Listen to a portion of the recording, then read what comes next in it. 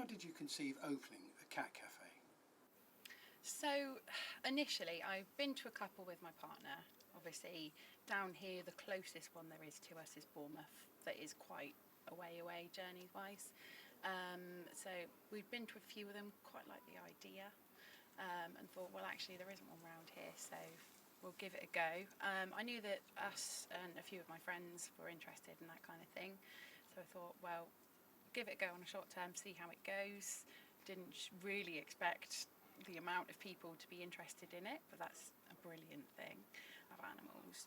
So I worked in sales and lettings as well before, and the amount of people who'd ask for them and then landlords wouldn't be happy with it kind of thing, who wanted them, or people who had them in the place they were before and then had to move to somewhere else and had to get rid of their animals, which is a horrible thing.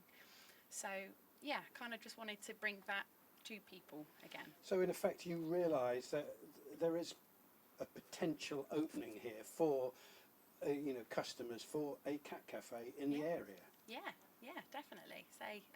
And I didn't expect things to go as well as they have done, but I think it just shows everyone loves cats, really.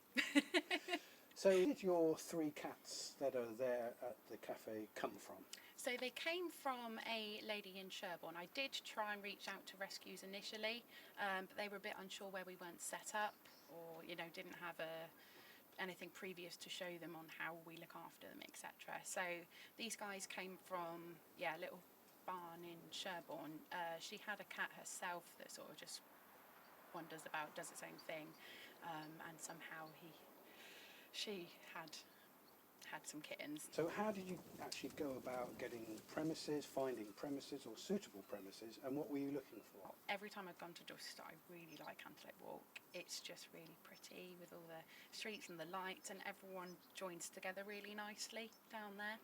So yeah, I went to go and have a look at one down there, quite a smaller venue than we've gone for now, but once I got in this particular building, I thought this is absolutely perfect. So it was set up so that we could have 2 quite separate areas downstairs, one sort of more around if we want quieter, away from people, but then also we had the nice conservatory part added onto it, which allowed the cats to have that sort of sunbathing section, because I know my cats at home spend most of their time just sunbathing.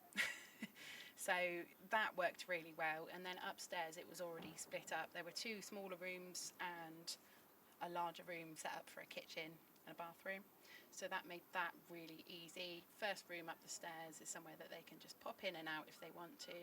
They've got a nice window in there. I'm checking with the landlords if it would be okay to put a catio in, so I think it'd be nice for them to have some actual direct outside space. But yeah, as soon as I walked in, I was like, actually, this is the perfect setup for what we need.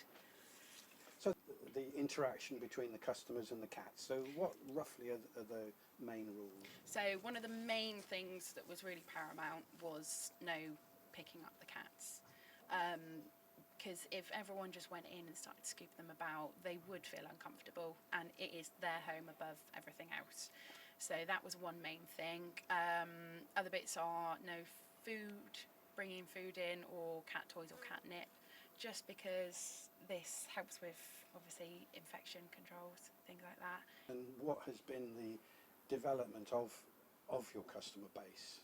Yeah, so I haven't done anything sort of majorly broad out there. I did do a little Instagram that showed how we were putting the cafe together, you know, their separate areas, how we're going to accommodate for them. And I got quite a little bit of a following from that. But in terms of actually getting the customer base, we literally just put a little thing in the window that said, Cat Cafe coming, you know, any inquiries, please book here. And yeah, got loads of that from that, and say quite a lot of people walk through Antelope Walk during the day as well, so I was having quite nice chats with people as they were coming down doing their shopping, and I think word of mouth really. It's sort of swamped almost, aren't you? Yeah, so I'm literally getting about 100 emails a day, which is bonkers.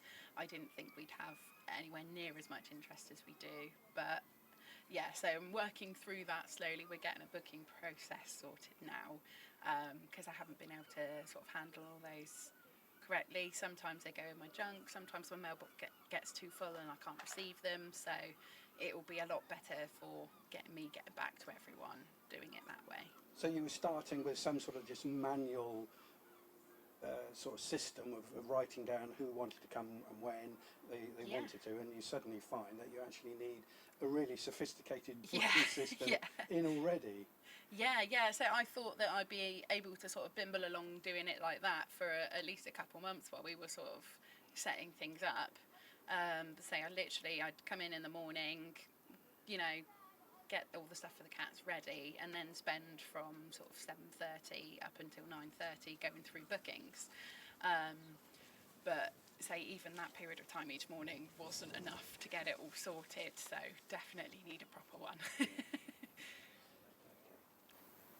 In terms of helping people with their mental situation, do you find that the cats are a great advantage for that?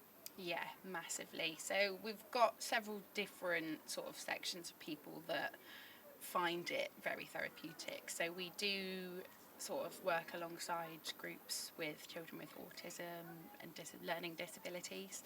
So they will come in with their carer and sit and just have their own sort of private moment with them, interacting. A lot of them sort of come in to help them build up their confidence mainly.